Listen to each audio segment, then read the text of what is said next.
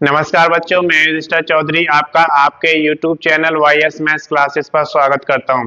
बच्चों, आज इस वीडियो में हम लेकर आए हैं कि RSSB ने यहाँ पर बम्पर वैकेंसीज निकाली हैं जूनियर टेक्निकल असिस्टेंट के लिए और अकाउंट असिस्टेंट के लिए, जिसकी लास्ट डेट क्या होगी, कब से एप्लीकेशन फॉर्म शुरू होंगे, कितना एप्लीकेशन फीस आपको देना है, कुल पदों की संख्या कितना है, क्या क्वालिफिकेशन आपकी होनी चाहिए, ये सारा कुछ इस वीडियो में हम डिस्कस करेंगे। अगर अभी तक आपने चैनल को सब्सक्राइब नहीं किया, सब्सक्राइब करें, वीडियो को लाइक करें और ज़्यादा से ज़्यादा शेयर करें ताकि ये वीडियो उन सभी दोस्तों के पास पहुंचे जो RSSB के थ्रू जूनियर टेक्नीशियन बनना चाहते हैं। तो आइए सबसे पहले यहाँ पर बात करते हैं इसकी प्रारंभिक तिथि की। तो इसके ऑनलाइन एप्लीकेशन शुरू हो चुके हैं 8/1/2025, यानी कि 8 जनवरी 2025 से ऑनलाइन एप्लीकेशन शुरू हो चुके हैं। अंतिम तिथि की बात करते हैं तो 6/2/2025, 6 फरवरी 2025 तक आप इसका ऑनलाइन एप्लीकेशन भर सकते हैं। आवेदन शुल्क की अगर बात करते हैं तो यहाँ पर 6/2/2025 यानी कि 6 फरवरी 2025 तक आपको जमा करनी होगी। कैटेगरी वाइज यहाँ पर अलग अलग दी गई है, जैसे यहाँ पर देख सकते हैं। अगर आप जनरल कैटेगरी, जिसे हम अनरिजर्व या सामान्य जाति कहते हैं, उसके अंतर्गत आते हैं, या फिर आप OBC अदर बैकवर्ड कास्ट, जिसे हम अन्य पिछड़ा वर्ग कहते हैं, के अंतर्गत आते हैं, तो आपको 600 रुपए का एप्लीकेशन फीस देना होगा। अगर आप OBC नॉन क्रीमी लेयर में आते हैं, या फिर SC शेड्यूल कास्ट में आते हैं, या ST शेड्यूल ट्राइब्स यानी कि जनजातियों के अंतर्गत आते हैं, तो आपको यहाँ पर एप्लीकेशन फीस में 200 रुपए की छूट दी जाएगी और आपको 400 रुपए एप्लीकेशन फीस जमा करना होगा। ये एप्लीकेशन फीस आप कैसे जमा करा सकते हैं, आप इसके लिए देख सकते हैं यहाँ पर। अगर आप ई-मित्रा CSC सेंटर पर जाकर कैश जमा करा सकते हैं। अगर आप डेबिट कार्ड यूज करते हैं तो डेबिट कार्ड के थ्रू इसका ऑनलाइन एप्लीकेशन फीस जमा करा सकते हैं। अगर आप क्रेडिट कार्ड यूज करते हैं तो क्रेडिट कार्ड से इसका ऑनलाइन एप्लीकेशन फीस जमा करा सकते हैं, या फिर नेट बैंकिंग के थ्रू भी आप इसका ऑनलाइन एप्लीकेशन फीस जमा करा सकते हैं। इसमें यहाँ पर करेक्शन चार्ज दिया गया है। करेक्शन चार्ज जब दिया जाता है कि जब आप कोई एप्लीकेशन को फिल करते समय गलती कर देते हैं और आप उसे सुधारना चाहते हैं, तो उसके लिए आपको 1 या 2 दिन का टाइम मिलता है लास्ट डेट के बाद। उस समय में आपको उस करेक्शन को पूरा करना होता है, जिसके लिए आपको अलग से चार्ज देना होता है। तो यहाँ पर करेक्शन चार्ज जो लिया जाएगा वो 300 रुपए लिया जाएगा। इसके बाद बात करते हैं यहाँ पर एग्जाम डेट की।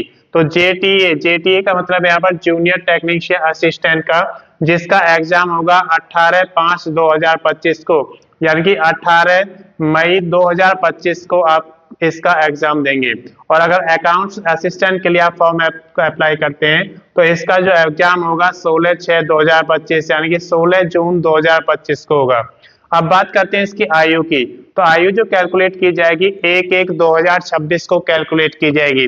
1/1/2026 को आपकी जो आयु है वो कम से कम 21 वर्ष होनी चाहिए और ज्यादा से ज्यादा 40 वर्ष तक। और अगर आप रिजर्व कैटेगरी के अंतर्गत आते हैं तो आपको आयु में छूट दी जाएगी। कितनी छूट मिलेगी, तो जो RSSB का नियम है उसके अनुसार आयु में छूट आपको दी जाएगी। अब बात करते हैं कुल पदों की संख्या। तो यहाँ पर टोटल पोस्ट जो दिए गए हैं 2600 दिए गए हैं, जो ऑल ओवर इंडिया के लिए यहाँ पर वैकेंसीज निकाली गई हैं। TSV क्षेत्र में देखें तो कितनी वैकेंसीज यहाँ पे दी गई हैं, 400। और नॉन TSV की बात करें तो 2200 वैकेंसी दी गई है। ये जो वैकेंसी निकाली गई है जूनियर टेक्निकल असिस्टेंट, जिसे हम JTA कहते हैं, और अकाउंट्स असिस्टेंट के लिए निकाली गई है। योग्यता की बात करते हैं तो JTA यानी कि जूनियर टेक्निकल असिस्टेंट के लिए BE bachelor in engineering, BTech bachelor in technology या फिर इंजीनियरिंग आपके पास होना चाहिए, या फिर एग्रीकल्चर में आपने इंजीनियरिंग किया है तो आप इसके लिए एलिजिबल हैं और आप इसका ऑनलाइन एप्लीकेशन जमा करा सकते हैं। और अगर अकाउंट्स असिस्टेंट की बात करें तो स्नातक डिग्री आपके पास होनी चाहिए, यानी कि आपके पास किसी भी रिकॉग्नाइज्ड बोर्ड से बैचलर डिग्री अगर आपने किया है तो आप इसके लिए एलिजिबल हैं, आप इसका फॉर्म अप्लाई कर सकते हैं। इसके साथ साथ इसमें O लेवल सर्टिफिकेट मांगा गया है। तो अगर O लेवल सर्टिफिकेट आपने कंप्लीट किया है तो उसका भी आपको अपने पास डॉक्यूमेंट्स को रखना होता है, क्योंकि उसको अपलोड करना होगा। इसके बाद हम बात करते हैं डॉक्यूमेंट्स की। तो जब भी आप ऑनलाइन एप्लीकेशन फॉर्म जमा कराते हैं तो उसमें आपको डॉक्यूमेंट्स अपलोड करने होते हैं। कौन कौन से डॉक्यूमेंट्स अपलोड होते हैं, जैसे एलिजिबिलिटी। तो एलिजिबिलिटी की अगर बात करें तो जैसे आपको यहाँ पर योग्यता JTA के लिए BE BTech इंजीनियरिंग मांगा गया है, तो इसकी डिग्री आपके पास होनी चाहिए स्कैन कॉपी में। और अगर आप स्नातक या बैचलर किया है, असिस्टेंट अकाउंट्स के लिए आप जाना चाहते हैं तो उसकी स्कैन कॉपी आपके पास होनी चाहिए। एलिजिबिलिटी में आपका जो आता है डॉक्यूमेंट्स वो डोमिसाइल सर्टिफिकेट आता है, आप किस स्टेट में रहते हैं उसका डोमिसाइल सर्टिफिकेट आपके पास होना चाहिए। आप अगर रिजर्व कैटेगरी में आते हैं तो आपके पास कास्ट सर्टिफिकेट भी होना चाहिए। तो ये सारे डॉक्यूमेंट्स आपके पास होने चाहिए क्योंकि ये आपको स्कैन कॉपी में रखना है और ये सारे अपलोड किए जाएंगे। इसके साथ साथ आपके पास एक वैलिड आईडी प्रूफ होना चाहिए, एक वैलिड एड्रेस प्रूफ होना चाहिए, ये भी स्कैन कॉपी में रखना है। एक पासपोर्ट साइज फोटोग्राफ्स आपके पास होना चाहिए जो स्कैन कॉपी में आपको रखना है। आप एक पेज पर सिग्नेचर करेंगे और उनको भी आप स्कैन कॉपी में आप अपने पास रखेंगे। ये सारे डॉक्यूमेंट्स आपके पास स्कैन कॉपी में होने चाहिए क्योंकि ये सारे डॉक्यूमेंट्स आपको अपलोड करने होंगे। बाद हम बात करते हैं यहाँ पर बेसिक डिटेल्स की। तो बेसिक डिटेल्स आपको जब ऑनलाइन एप्लीकेशन फिल करेंगे तो उस समय बेसिक डिटेल्स की जरूरत पड़ती है। तो बेसिक डिटेल्स में क्या आता है, जैसे आपकी क्वालिफिकेशन वहाँ पर आपको फिल करनी होती है, आपका date of birth, father's name, permanent address, आपका मेलिंग एड्रेस, ये सारी डिटेल्स आपको देनी होती है। जब ये बेसिक डिटेल्स आपकी कंप्लीट हो जाती हैं उसके बाद आपको डॉक्यूमेंट्स अपलोड करने होते हैं और उसके बाद आपको फोटो और सिग्नेचर अपलोड करना होता है। जब ये सारी चीजें अपलोड हो जाएंगी तो आप उसका प्रीव्यू चेक करेंगे। प्रीव्यू चेक करने से आपको एक बेनिफिट होता है कि अगर आपने कोई गलती की है तो आप उसे सुधार सकते हैं, और अगर आपको प्रीव्यू चेक करने के बाद लगता है कि कोई गलती आपने नहीं की है तो आप उसका फाइनल सबमिशन कर देंगे, और जब फाइनल सबमिशन हो जाएगा तो आप उसका प्रिंट आउट ले लेंगे।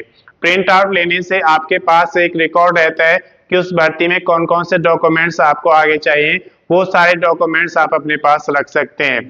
तो ये प्रिंट आउट आप अपने पास रखेंगे। अगर आपको इसकी अधिक जानकारी लेनी है तो आप RSSB की जो JTA एडवर्टाइजमेंट नंबर 21/2024 है उसे पढ़ेंगे तो उस पर सारी जानकारी मिल जाएगी। मैं समझता हूँ कि ये जानकारी आपके लिए पर्याप्त है। अगर अभी तक आपने चैनल को सब्सक्राइब नहीं किया, सब्सक्राइब करें, वीडियो को लाइक करें और ज़्यादा से ज़्यादा शेयर करें ताकि ये उन सभी बच्चों के पास पहुँचे जो RSSB के थ्रू JTA या फिर अकाउंट असिस्टेंट का फॉर्म फिल करना चाहते हैं। धन्यवाद।